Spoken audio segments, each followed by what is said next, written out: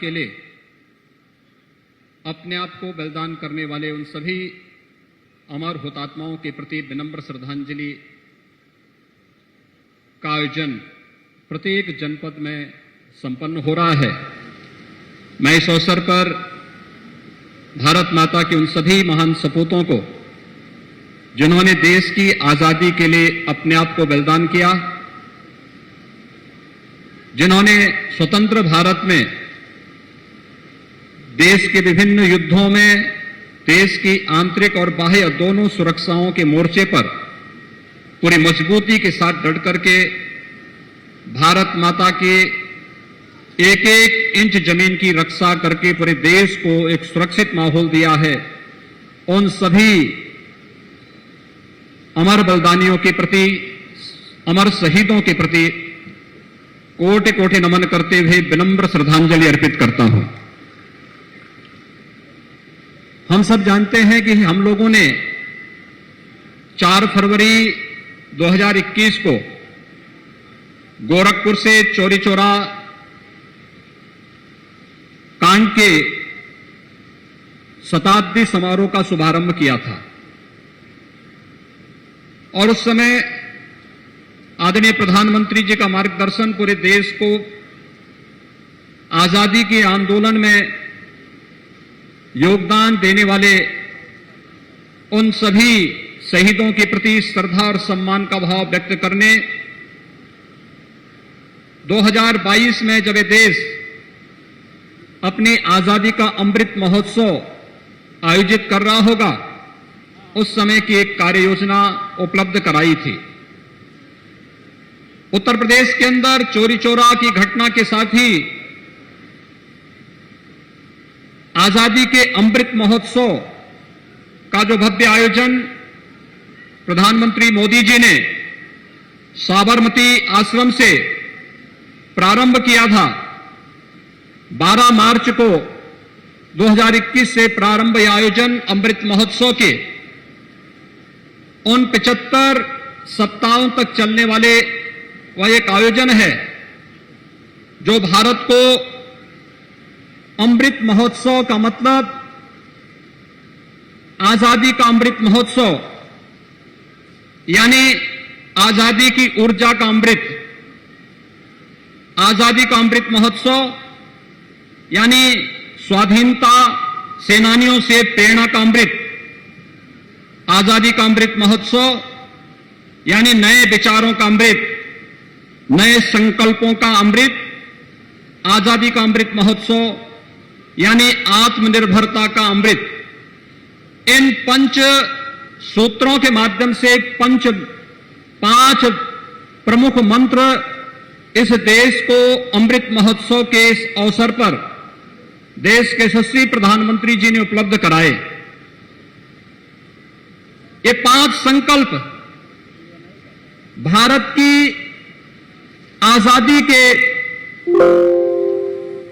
अमृत महोत्सव के इस आयोजन के अवसर पर उसी की एक नई कड़ी के रूप में काकोरी 10 एक्शन का एक कार्यक्रम, यह समारोह आज यहां पर आयोजित हो रहा है। हम सब जानते हैं कि ब्रिटिश हुकूमत ने इस देश के स्वाधीनता संग्राम सेनानियों, इस देश के क्रांतिकारियों के साथ किस किस प्रकार का अत्याचार किया था। काकोरी 10 एक्शन के मामले में कहा जाता है कि जो क्रांतिकारियों ने अपने स्वाधीनता आंदोलन को आगे बढ़ाने के लिए यहां पर जिस घटना को अंजाम दिया था, उसमें उनके हाथ केवल लगे थे 4600 रुपये, 4600 रुपये। लेकिन अंग्रेजों ने देश के क्रांतिकारियों को और इस पूरे कार्यक्रम के साथ जुड़े हुए उन क्रांतिकारियों के खिलाफ कार्रवाई करने, मुकदमे चलाने, उन्हें फांसी पर लटकाने तक जो धनराशि खर्च की थी, उस समय 10 लाख रुपए खर्च किए थे। यानी एक क्रूरता की एक नई कहानी को हम सबके सामने प्रस्तुत करता है, हम सबकी आंखों को खोलने वाला है और जो हमें हमेशा इस बात का एहसास कराता है कि देश की स्वाधीनता से बढ़कर के कुछ नहीं हो सकता है और हर हाल में हर भारतीय का यह दायित्व बनता है कि हम अपने देश की इस आजादी को हर हाल में सुरक्षित रखें। देश का आजादी का यह अमृत महोत्सव का कार्यक्रम हम सबको इस नई प्रेरणा के साथ आगे बढ़ने के लिए प्रेरित कर रहा है। काकोरी ट्रेन एक्शन के समय हम सब जानते हैं पंडित राम प्रसाद बिस्मिल के नेतृत्व में क्रांतिकारियों की जिस टीम ने इस घटना को यहां पर देश के क्रांति आंदोलन को आगे बढ़ाने का एक नए कार्यक्रम को आगे बढ़ाया था, वह पंडित राम प्रसाद बिस्मिल, ठाकुर रोशन सिंह, चंद्रशेखर आजाद, अस्फाउल्लाह खां, राजेंद्र नाथ लाहिड़ी जैसे महान क्रांतिकारियों के एक समूह ने देश की क्रांति की यह ज्वाला बुझने न पाए, बंद न होने पाए, इसलिए इस कार्यक्रम को आगे बढ़ाने का कार्य किया था। देश अंग्रेजी हुकूमत के सामने कभी झुका नहीं। अलग अलग देश के कोनों में अलग अलग समय में अलग अलग प्रकार के कार्यक्रम होते रहे, लेकिन सामूहिक रूप से 1857 का देश का प्रथम स्वतंत्र समर, जिसमें झांसी की रानी लक्ष्मीबाई ने, जिसमें मंगल पांडे ने, जिसमें मेरठ के क्रांतिकारियों ने देश के अलग अलग स्थानों पर क्रांति की जिस लौ को आगे बढ़ाया था, चोरी चौरा की घटना उसकी अगली कड़ी थी और चोरी चौरा की घटना के बाद काकोरी ट्रेन एक्शन उसी कड़ी को एक नई मजबूती देते हुए ब्रिटिश हुकूमत की जड़ों को भारत के अंदर हिलाने में एक महत्वपूर्ण भूमिका का निर्वहन किया था। और इसलिए क्रूर ब्रिटिश हुकूमत ने उस समय इन सभी क्रांतिकारियों को बड़ी यातनाएं दी। पंडित राम प्रसाद बिस्मिल को गोरखपुर जेल में ले जाया गया, वहां उन्हें फांसी की सजा दी गई। ठाकुर रोशन सिंह को, राम प्रसाद बिस्मिल को, अस्फाउल्लाह खां को, राजेंद्र नाथ लाहिड़ी को करमशाह, गोंडा, फैजाबाद और इलाहाबाद की जेलों में उन्हें फांसी दी गई। चंद्रशेखर आजाद ब्रिटिश हुकूमत के हाथों नहीं पड़े थे और अंतिम दम तक लड़ते हुए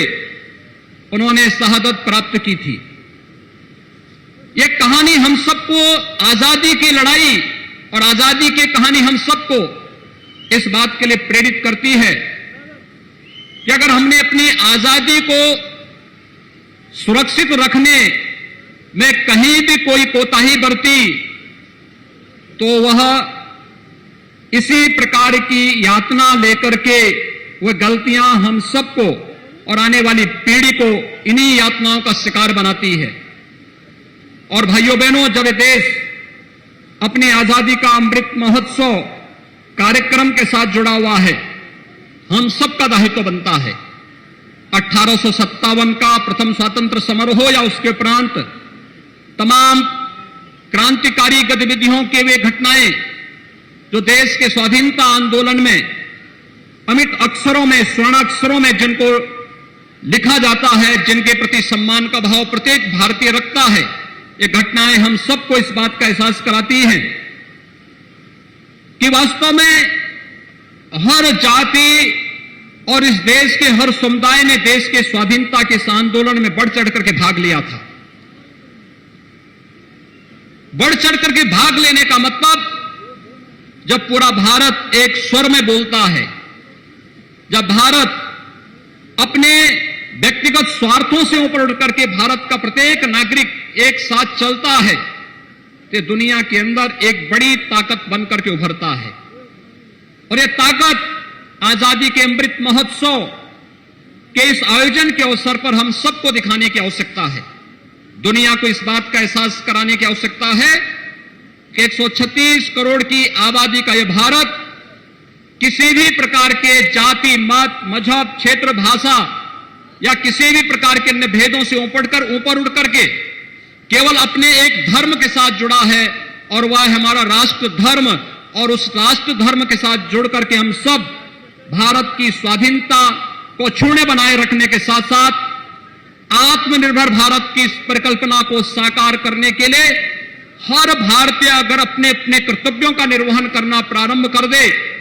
अपने अपने फील्ड में किसी को अतिरिक्त कार्य किए जाने की आवश्यकता नहीं, जिसका जो दायित्व है वह अपने दायित्व का निर्वहन प्रारंभ कर दे, तो कोई कारण नहीं कि भारत दुनिया की एक महाताकत के रूप में, महाशक्ति के रूप में दुनिया के सामने उभरेगा। इसमें कोई संदेह नहीं होना चाहिए। आज के इस अवसर पर मैं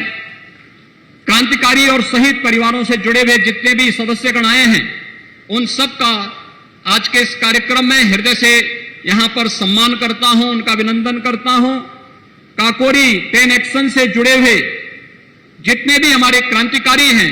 उन सभी क्रांतिकारी परिवार, उन क्रांतिकारियों के प्रति, भारत माता के उन सभी अमर शहीदों के प्रति कोटि सा नमन करते हुए, विनम्र श्रद्धांजलि अर्पित करते हुए